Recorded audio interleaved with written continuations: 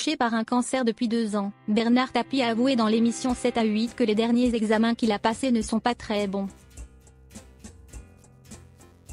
Son cancer s'est étendu, mais l'homme d'affaires reste combatif et ne perd pas espoir.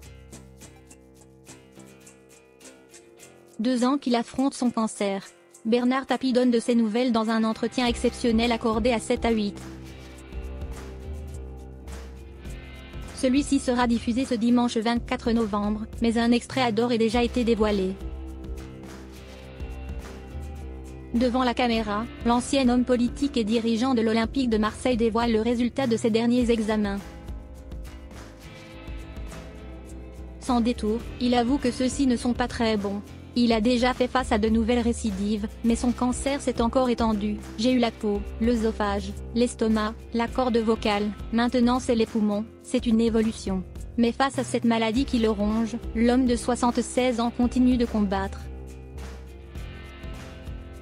S'il prend la parole aujourd'hui, c'est que l'ancien ministre sent qu'il a une responsabilité par rapport aux autres malades. 450 000 personnes de notre pays souffrent d'un cancer. Si on a eu la chance d'avoir été désigné par le hasard et par les circonstances comme un de ceux qui leur parlent, je suis content de cette mission.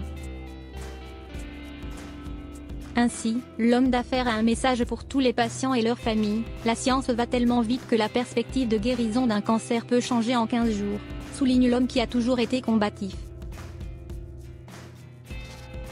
Les prochaines nouvelles seront bonnes. Bernard Tapie se confie aussi sur sa vision de la mort. Je suis très croyant.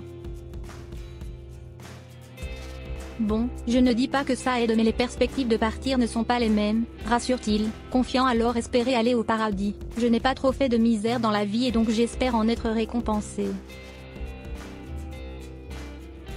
Et cette fois l'aide à regarder la mort en face.